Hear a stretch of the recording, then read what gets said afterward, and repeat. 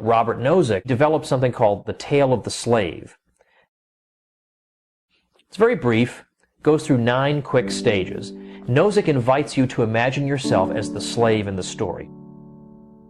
Stage 1 is that you are indeed a slave subject to a brutal master who forces you to work for him and who beats you arbitrarily. In the second stage, the master lightens up a bit, and he beats you only for breaking the rules, and he even grants you some free time. In the third stage, we add the additional dimension that you are one of a group of slaves subject to this master.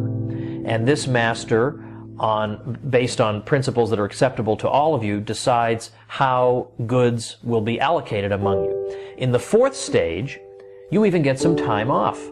You have to work for the master for only 3 days per week. The other 4 days are your own.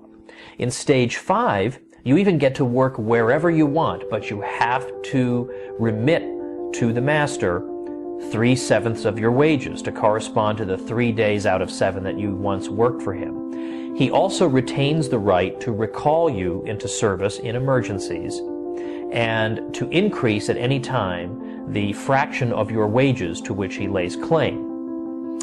Then, in stage 6, everyone, all let's say 10,000 slaves, except you, are granted the right to vote. So they get to decide what is allowed and what is not allowed.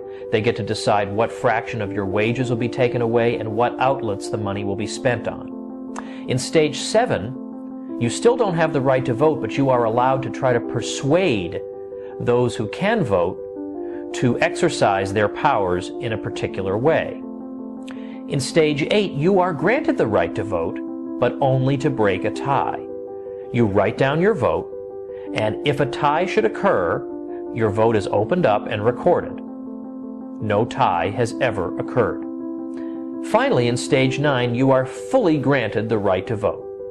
But this simply means, functionally, that as in stage 8, in case of a tie, your vote carries the issue. But there has never been a tie.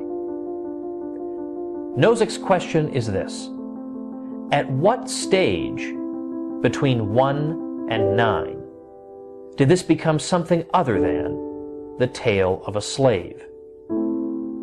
That's the kind of mind-blowing question that makes you rethink everything you've been taught about taxation and society, government. It's the kind of thing that makes you skeptical of government propaganda from that moment on. And that's precisely why Nozick's question is never asked.